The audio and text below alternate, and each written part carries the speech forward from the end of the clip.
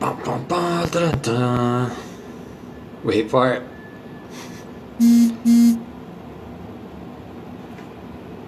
I think I got everything muted and silenced.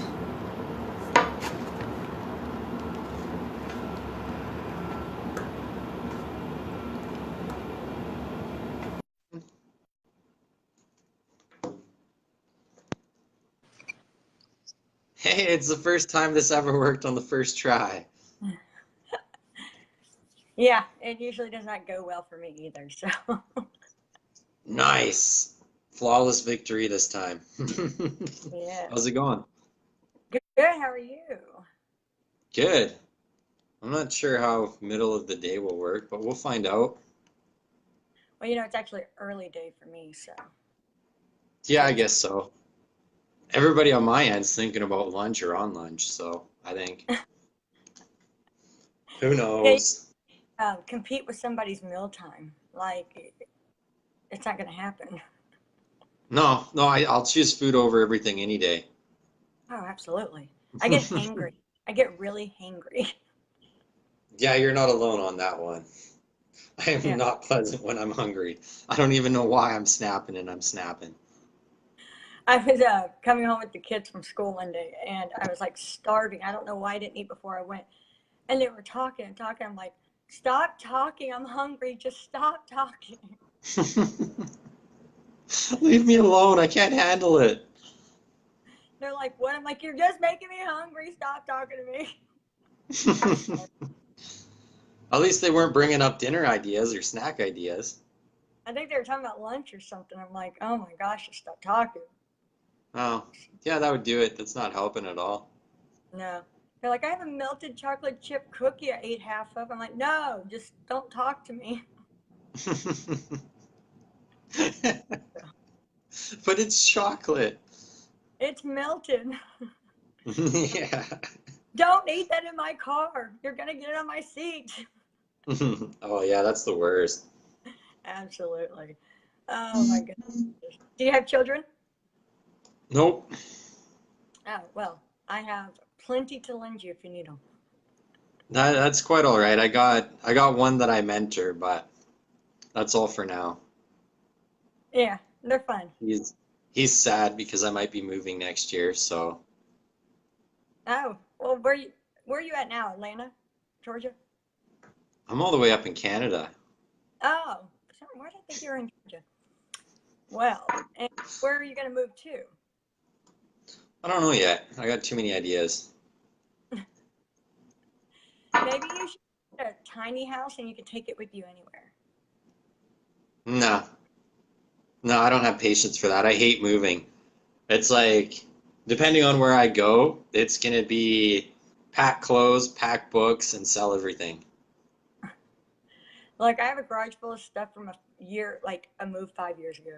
So it's still Yeah. packed. I'm like, I don't need it. I have not looked at it. But the minute I go open those boxes, I'm like, oh, I've been looking for this, or oh, I've replaced it 6 times. That's where it went. It's like kids whenever you let them look at the old toys when you're trying to get rid of them, they'll act like it's Christmas. And you're like, really? It's in the garage. You have not seen this crap. But yet they want to bring it all in. Yep, and then they're bored again 2 days later. Absolutely. Absolutely. Little So, rascals. oh, well. Yeah, I've got five. So I've got a 16-year-old daughter, which is always an adventure. And then I have two 14-year-old daughters, which is double the adventure. And Yep. then I have a 10-year-old son, which is like the best person in the entire world. And I love my girls, but he is like just like something else. Plus, he's the only Yeah. boy. He's pretty calm, cool, and collected. And then now I have my 2-year-old niece that we're adopting on Thursday. Oh, nice. That's where this gray hair comes from. That would be the toddler. So yeah, never a I'm dull ahead moment. of all y'all. I haven't had hair since I was like 16. Yeah, maybe you're just preparing for when you have kids. Something. something. There's plenty of time for that. Plenty of Yeah. time down the road. But yeah, let's roll into this here. Content creation, hey? Yeah. All I'm good at is slapping words on pictures and calling it a day. I guess I'm getting better at my videos too. Sorry, I was sharing it in my group. Yeah, so content creation. No, it's not slapping picture words on a picture. Hey, Taylor. Um, or like, or,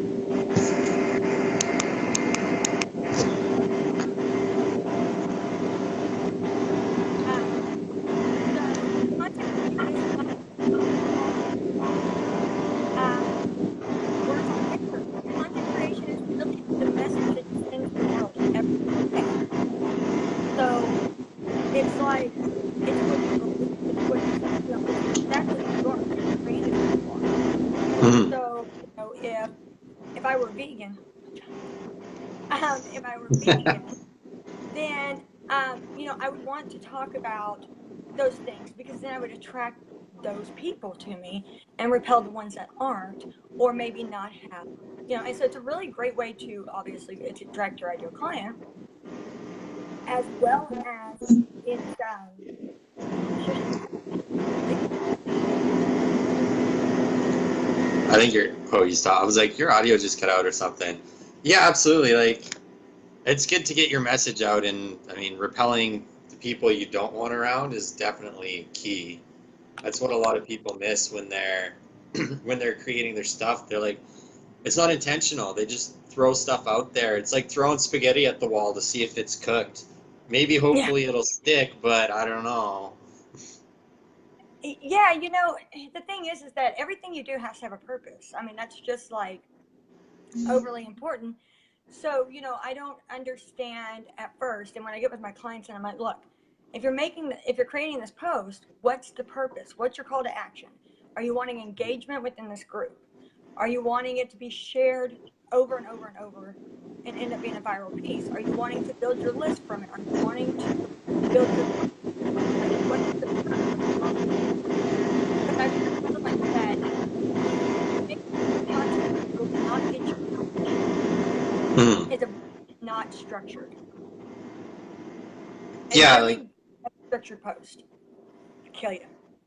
absolutely. Like it doesn't matter whether you're doing a video, you're writing a long form, short form, whatever the case may be, you need a framework, you need a system every single time, whether it's how to do this without doing something that you hate, or like yeah, or here's what happened, like here's an experience, here's what happened, here's here's the results, here's how it could have gone better, here's why it happened, and here's a lesson, a simple lesson out of it all.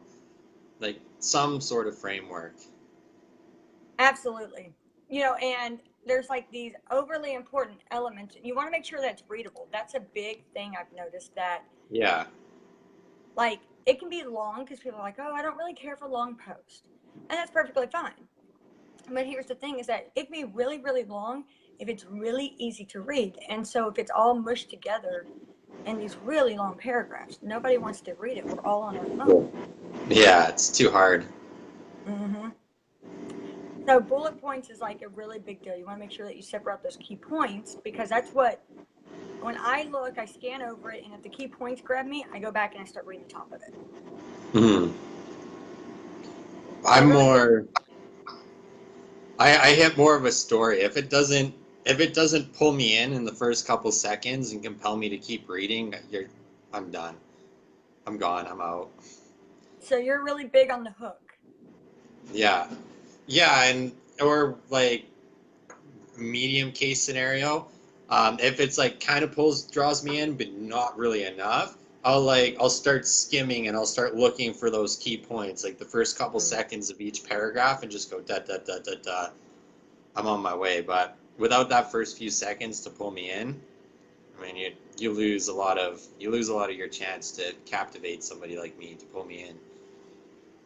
So here's a question for you. Do you prefer a like rags to riches story type content, or do you like a how to, here's what you need to do to get this result type of content? I like both. I like the rags to riches. I like the how to. I like the stories, like the fantasy.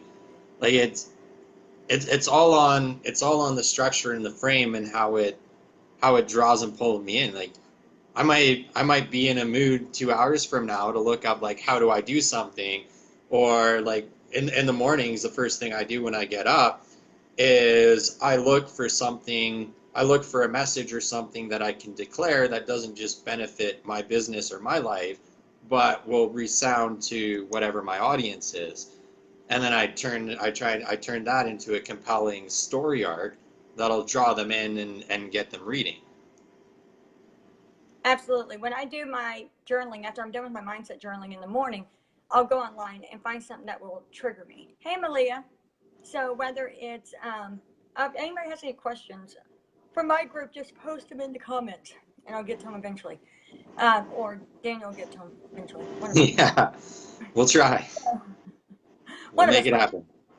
Yeah. So yeah, like I will go on and something that triggers me, whether it's something I really, really agree with and something that inspires me, or it's something that I'm like, um, yeah, this is crap. Like, why do you guys Mhm. keep spewing crap all over the internet? Stop telling this to people. And it really, Yeah. it's what my coach calls your mega message. So even though I am like a sucker for a how-to, Mhm. I always tell my clients, if you want to write 5 days of content, think of what you would Google, how to write compelling content, and then post. But my mega each day is going to sometimes inspires you, whether it's something day on the Mhm. journey, something that I thought was funny, things like that. Sometimes I'll share a picture. So like I found this really bad graphic online, or I guess it was, and it was this girl. She was pointing, Mhm. and anyway, but it looked like her boobs were exposed, and it was talking about compelling content and something like that. I'm like, okay, this is like a prime example of really bad graphics because you pull up this picture. I'm like, what does this look like? And so that'll be like that everybody would. So Yeah. Yeah, yeah, definitely. I mean, and ultimately at the end of the day, it comes down to the purpose too. I mean, if you want to just shock somebody and get their attention, by all means, but that doesn't necessarily mean that it's gonna be a quality post. Like, absolutely, absolutely. I totally agree. I did a piece in my group a couple weeks, probably about a couple months ago, on like some kind like dumb thing, dumb thing, like the little mm, girl that was on Dr. Phil, the like the little girl was was mm. famous for being acting a fool. I'm like, her mother would have busted her ass. Is what happened. They Yeah, wouldn't no have doubt. how she's acting a fool. But then the little boy that was yodeling in Walmart. And so it's not so much that everything has to be overly calculated. You just have to show up and really do and be yourself. Yeah, yeah. There's just that's the big push. I mean, you can be as motivational, inspirational, funny, whatever it is that you want, but if it's not coming from the heart and you're not being you, it's not going to go anywhere. And it's a lot of people, especially in business, they create their content and they gear it towards the vanity metrics, and the vanity metrics aren't going to get you paid. Having likes and comments and stuff like that, like engagement is great. It helps with edge rank and a bunch of other stuff, but at the end of the day, it's not going to do anything to benefit your business necessarily. Absolutely. But it's funny because I had a member in my group that said she had always talked about money. And it was so weird because when I first started, I didn't understand this whole people can sense things through your writing. It didn't make sense to me. So, they're like, Yeah. they can tell your desperate. They can tell, you know, blah, blah, blah. And I'm like, Mhm. I think you guys are kind of crazy, but okay. And then for perfect, because I'm like, okay, they can tell if you're excited. I'm like, whatever. But I remember reading this post that she had posted in my group, and it was about six figures, or it was a picture of a Mercedes or something. And it was funny because when I read it, it was so fake feeling to me that it was like, it's not even one of those, it's too good to be true. It just didn't feel like it was really authentically who this person was. And so, you know, I'm like, well, I get this really weird vibe from your content. Maybe if we knew a little Mhm. bit more about you rather than about money, money, money. And what she said back was, people are vain. She's like, so, you know, if I talk about money, hey, Amanda, if I talk about money, I'm going to get more attraction, more engagement. I'm like, she's like, because people are just shallow. And I'm like, Yeah, or you're gonna attract broke people. yeah, like a pyramid scheme or something. Yeah, yeah, exactly. But that was her thought on her audience. And it was really, really kind of sad to me because here you are trying to quote unquote help these people, but you think that they're shallow. Mhm. And it's like, and but you know, it was funny because I could tell just with their content that it just wasn't on par. You know, or she'd say things like, "Oh, I pay my rent with a credit card because it's high end." Hey, Loretta, and it's like, really? That sounds really irresponsible to me to pay your rent with a credit card. Yeah, that yeah, there's Yeah, something off there. That just goes to yeah, show about how important it is to know your audience too. If there's a specific, like, you always it helps to have like an avatar, whether it's Mike, Sally, Susie, Tom, whatever. Have some sort of an avatar that you're speaking to when you're curating the content. Because I mean, if you're taking a shotgun and trying to hit fish in a barrel, you're not going to get anywhere. But if you have a sniper rifle, you're going to keep hitting that target over and over and over and over again. Malia says that's exactly right. You're going to attract broke people. She's completely out of touch with. Oops, I don't know if I can. Oops. That's exactly it. Yeah. Oh, yes. Yeah, and you know, and I think also it has some to do with sometimes we don't know who we are. Hmm. You know, if I were to go to a quote unquote AA meeting, some days I feel like I would stand up and say, "Hi, I'm Lacy, I'm mom." Because some days I really just feel like that's all I get done during the day. And so it's like, you know, if we don't know who we are, typically the best way to attract your ideal client is just an older version of you. Hmm. And hit those pain points and things like that, depending on where you were 6 months ago, 12 months ago, 18 months ago, whatever. But if we don't really know who we are, or if we don't want to be honest with ourselves, I guess, then it is really hard to still, or happy with who we are. Then, you know, it's going to be hard to attract the people that we want to work with.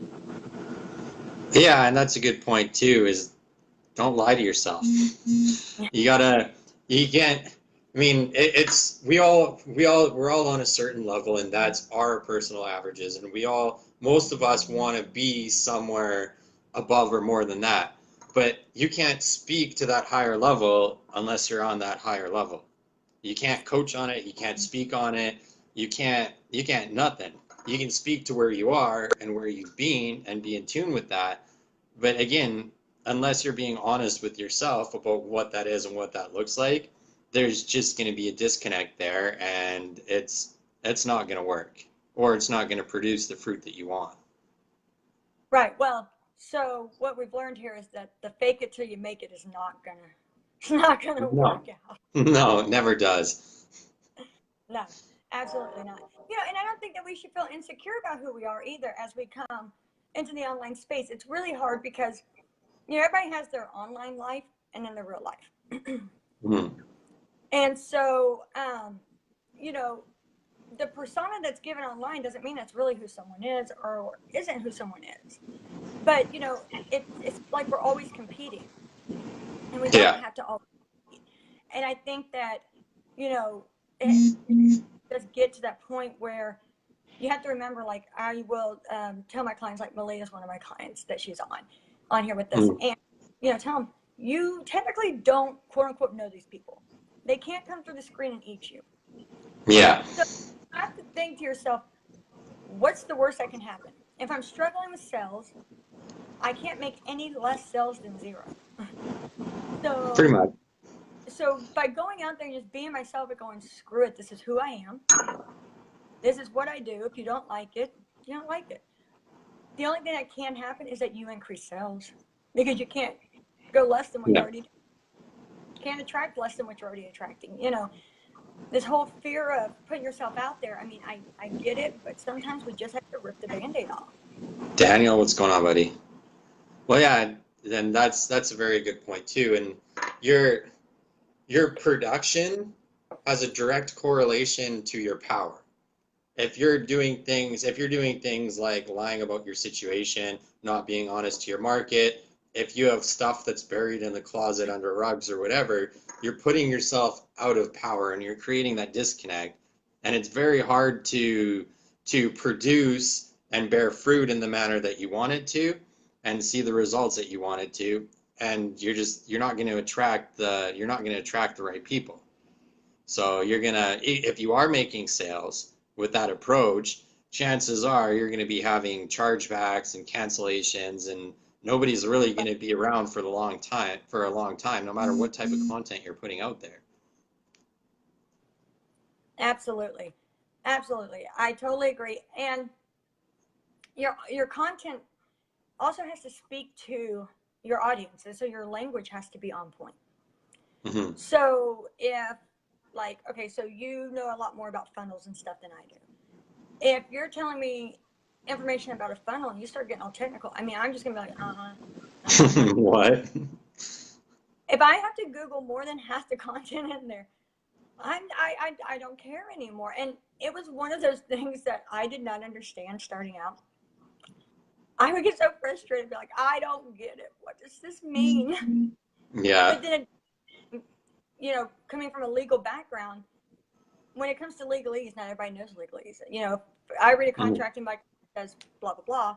If you read one, you're like, what does that, okay, let me see what that word means. And it's a struggle and it's not enjoyable. But honestly, if it was written out in just plain terms, wouldn't be a problem.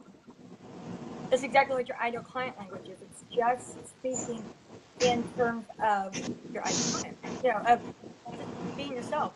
So, like, there's landing pages, schools pages, sales pages, whatever.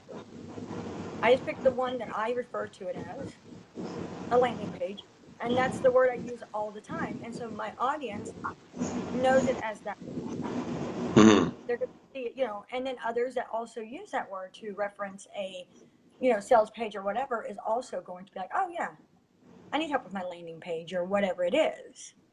Mhm. Where if I squeeze page, they'd be like, what? Okay. Yeah. I'm I squishing my remember, book. Does that count? yeah, I remember Googling all of them just to realize they were all the same thing. I'm like, really? Yep. Really?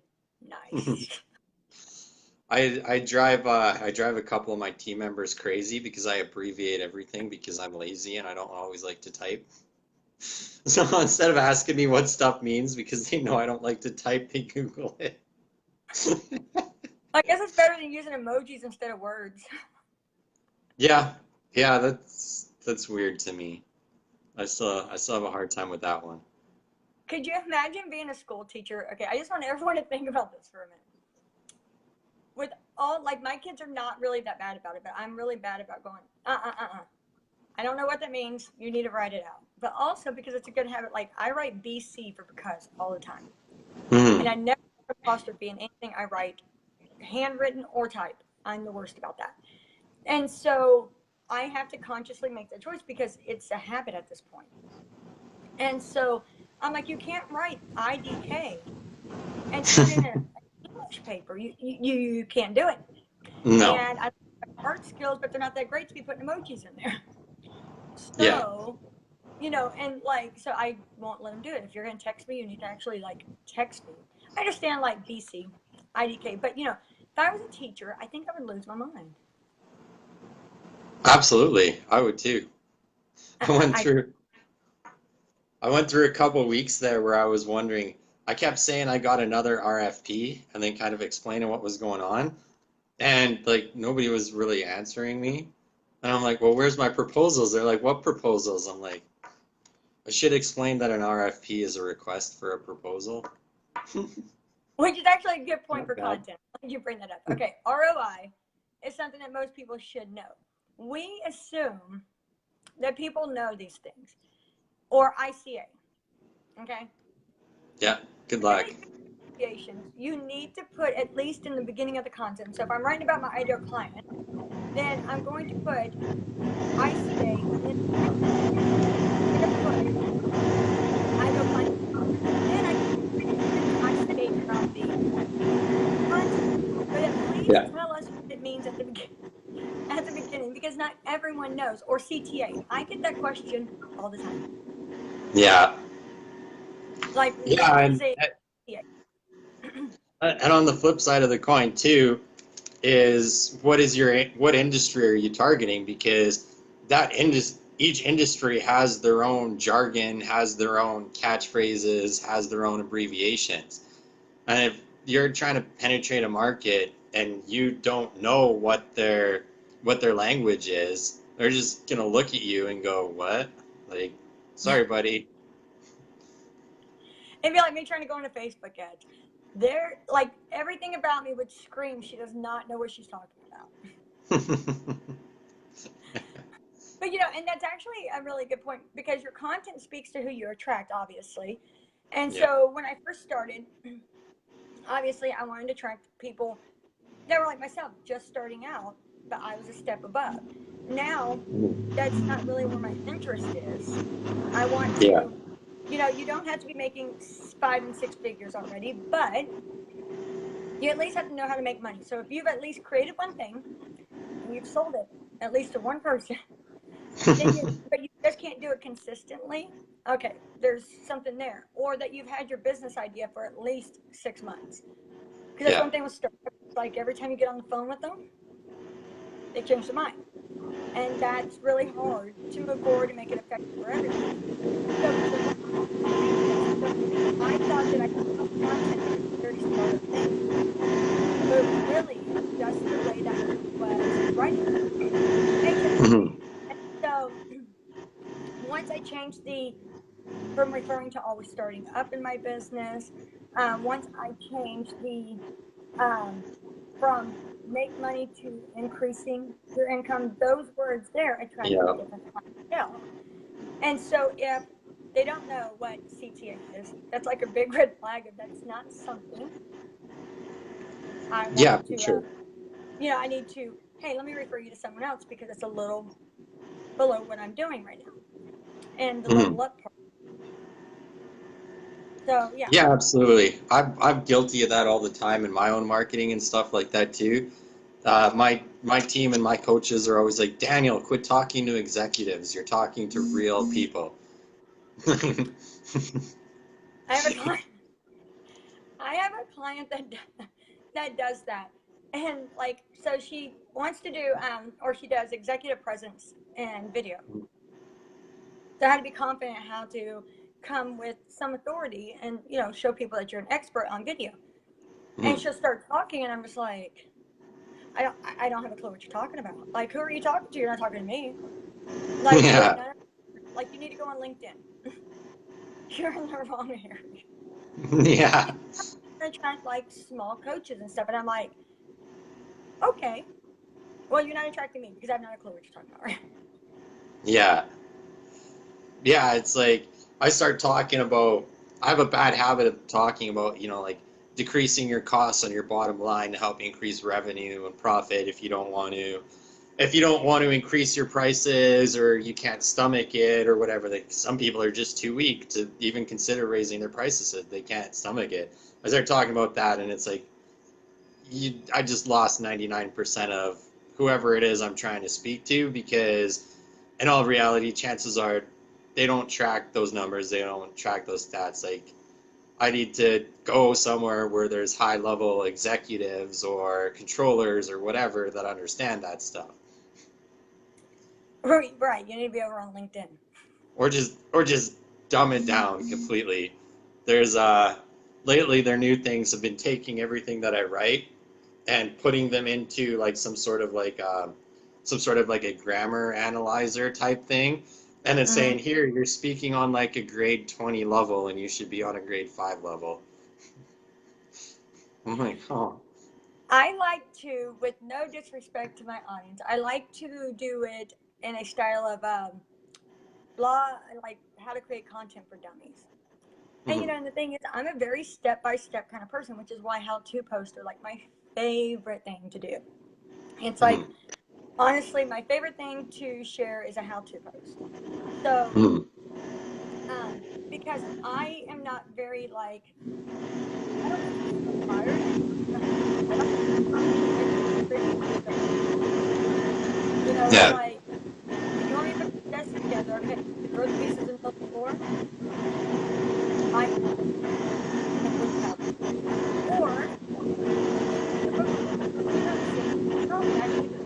Big deal. And Mhm. so, like, just give me a checklist. You need to do X, Y, Z. You need to do blah blah blah. Those kind of things. So, Yeah. that's kind of approach. It's also a great way to position yourself as an expert within your groups and within your audience. And Mhm. so, but I do it within my group, like my own group as well. And because my ideal client just wants the steps to get it done. Yeah. Yeah. Give me my blueprint and I'm on my way. Right, right. I need the help for question purposes. There's always going to be that self doubt of, am I doing this right?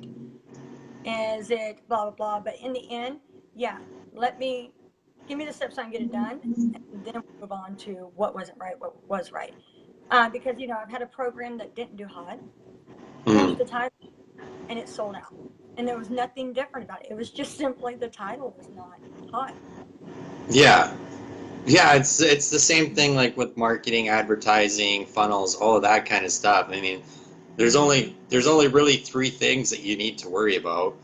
The widgets don't matter, the colors don't matter, nothing matters. You just need a headline, a strong offer, and you need to get it in front of the right people. That's Right. it. It's And a simple. lot, And what? a lot of people.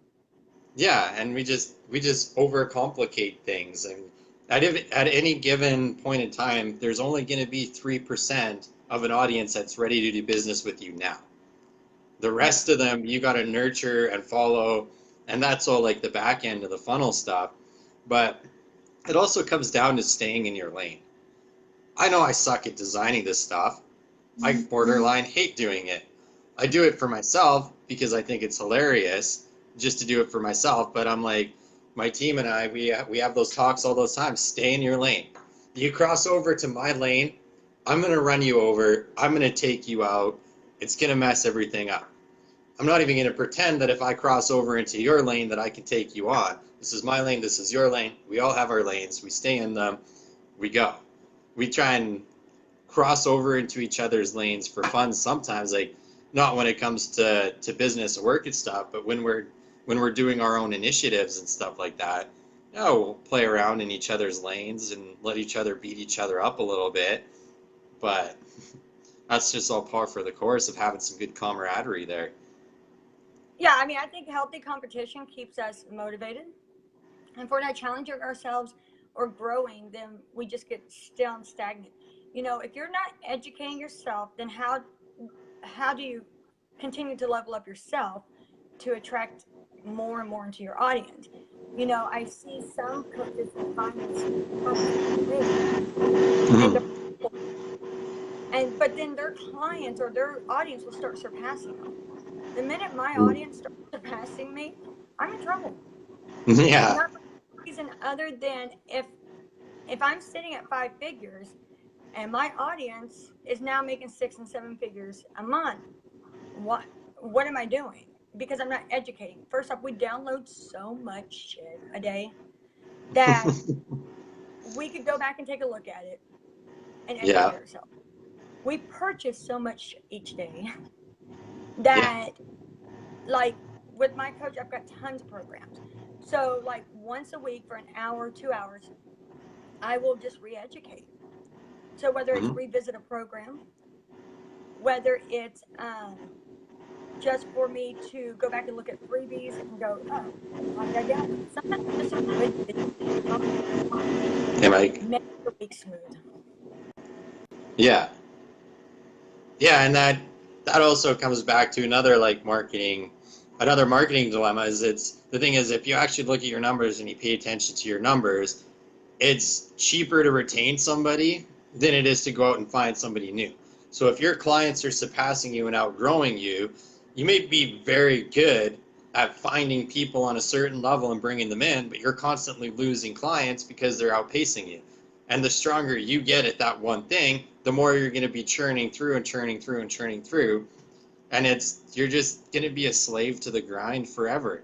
So it's like it helps a lot to have like the learning process because I mean if your clients are growing with you, it doesn't matter if they're on your level or a little bit behind you, you're all growing together.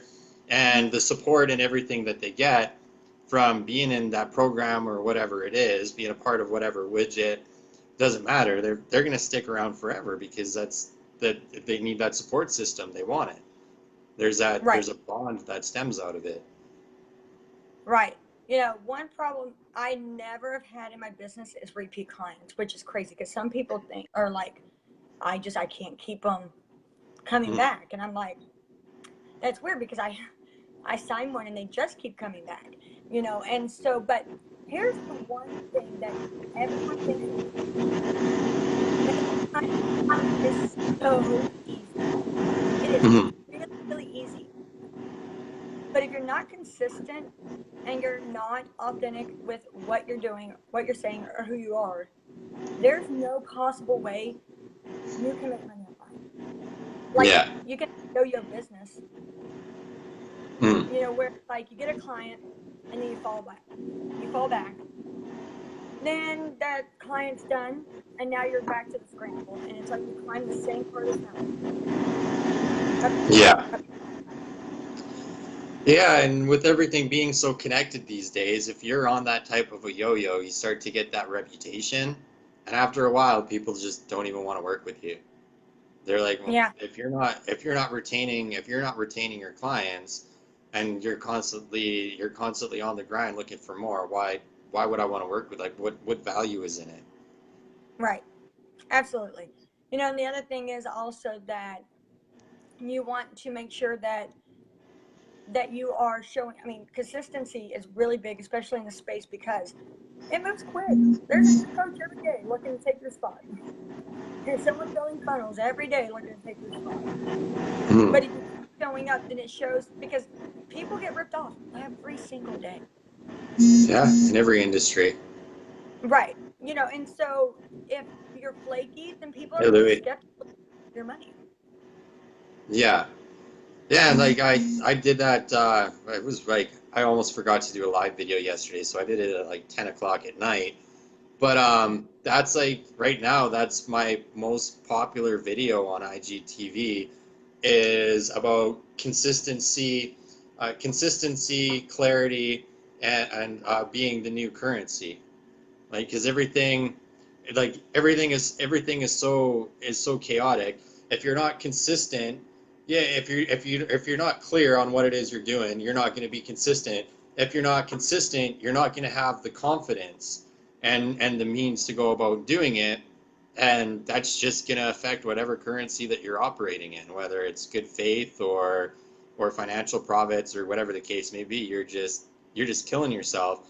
And when it comes to funnels and content and stuff like that, too many people commit themselves to a path, and Mm. paths never work out. We need to course correct, we need to pivot, we need to change direction all the time. And that throws people off, and then they give up because they don't have the confidence or the consistency. Whereas if people would just switch the frame around a bit and instead focus on the result, focus on the end game, they'll start to see the path doesn't matter.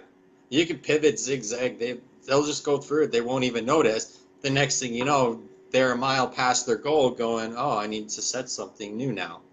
Or they're burning themselves to the ground because they weren't paying attention. Absolutely. There's days that I wake up and I'm like, how did that how did I sign that client? I'm like, crap, I don't even know, because it just becomes second nature. You Hmm. know, it's just something. But you know, I like to also use car sales. Hmm. I mean, if I go and I walk up and I feel like this guy is laying on thick, no, mm-mm. Yeah, I good may luck. want the car, but I don't want to work with you. Yeah. But like when I bought my car, I didn't even go look at it. I had built a rapport with the guy before. I'm like, this is what I want, this is what I don't want. He's like, here's what I've got. I looked at it, Brian drove it, and I said, we'll take it. He's like, are you gonna drive it? I'm like, no, I don't need to drive it. Like, this is what I wanted, so we're good to go. Let's move forward.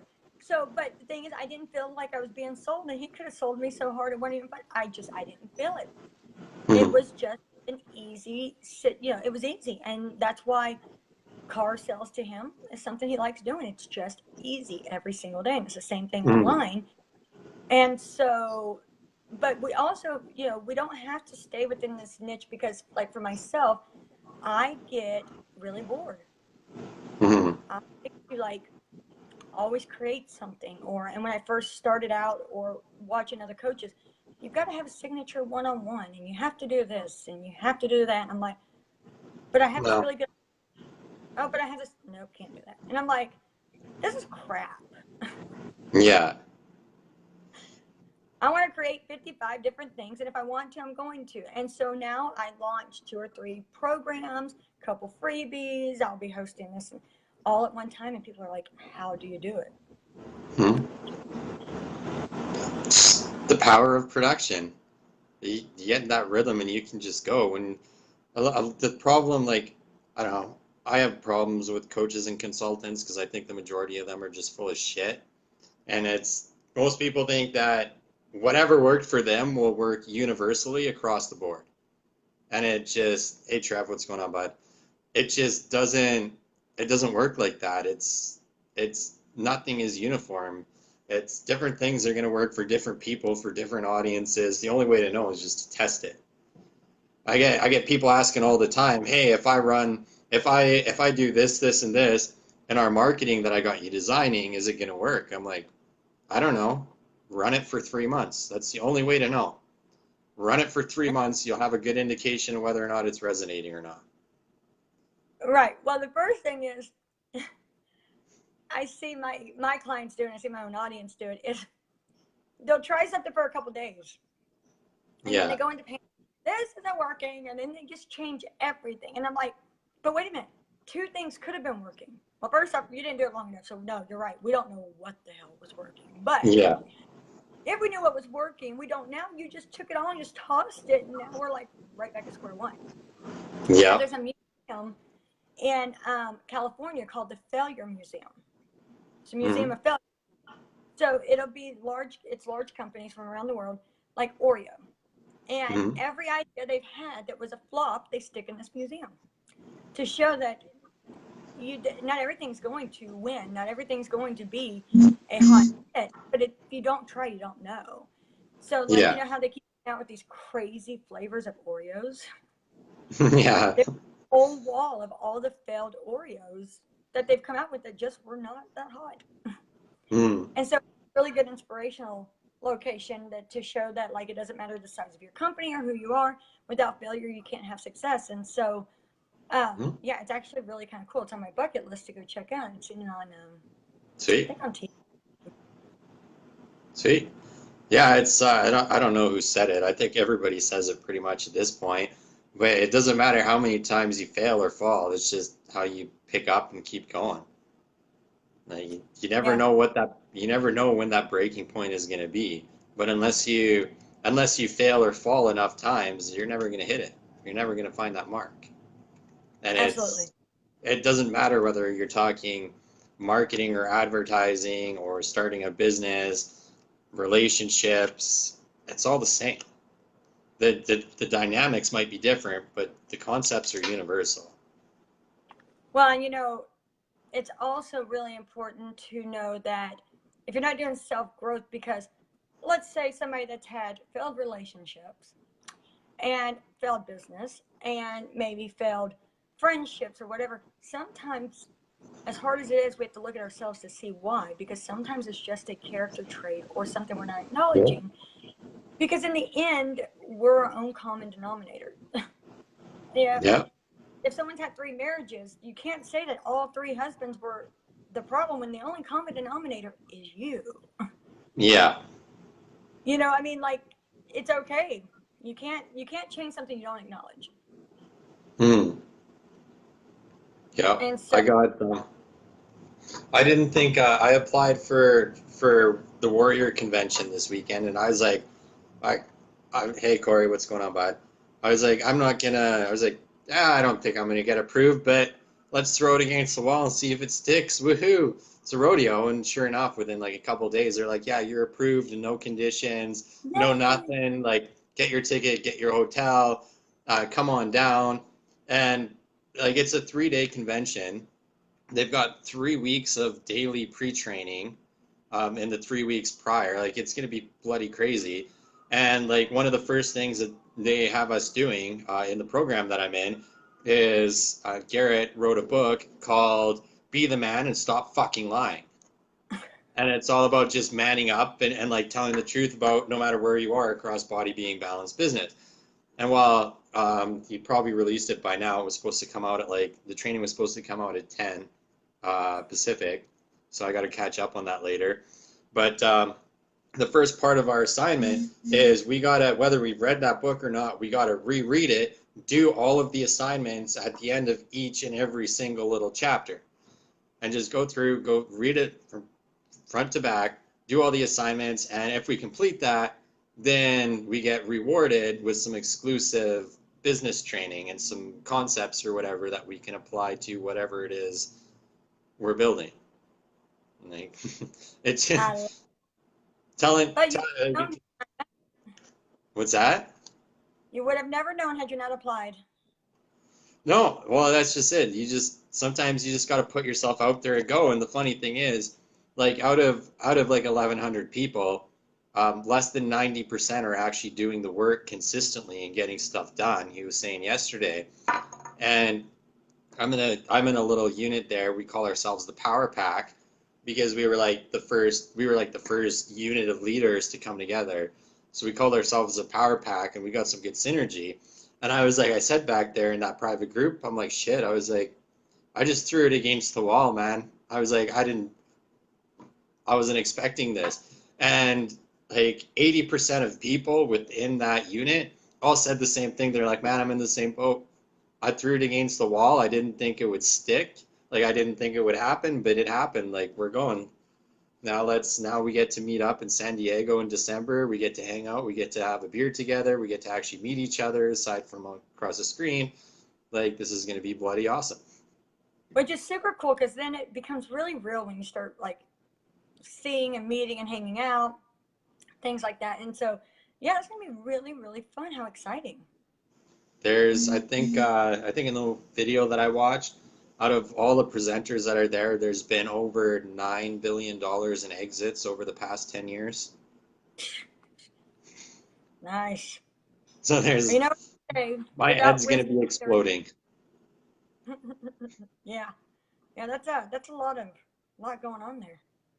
Yeah, yeah. So it'll be good. It's exciting, but like you never know. And I mean, you got to tell the truth. If I'm sitting there, if I were to sit there and I were to bullshit my way through the whole application or whatever, instead of saying here's where I'm strong, here's where I'm weak, like you probably don't need to know this. It's not relevant to the question, but here it is because it popped in my head. Here you go.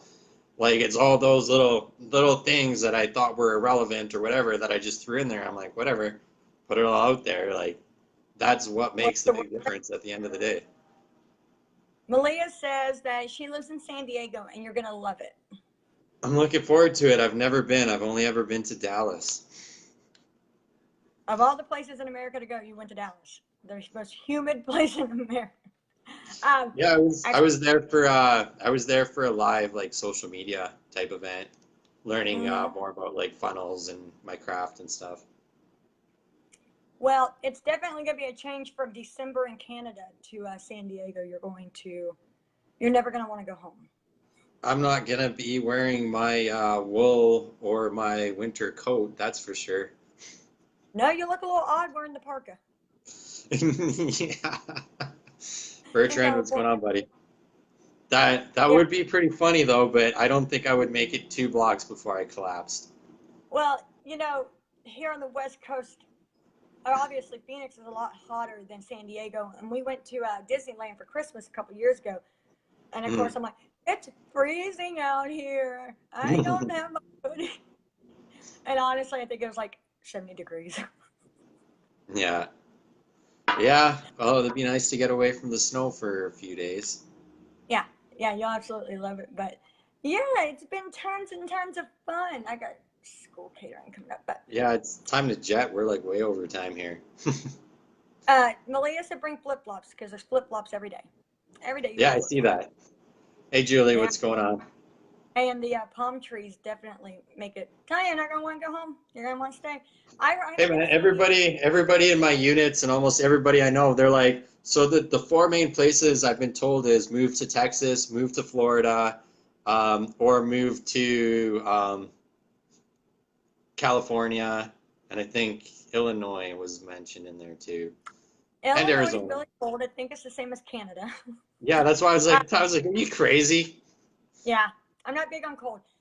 Florida, there are gators and really, really humid, but Disney World's down there, so Miami is like I've heard really, really pretty. Um, Hmm. you've got to have like a shit ton of money to live in Miami, like a shit ton.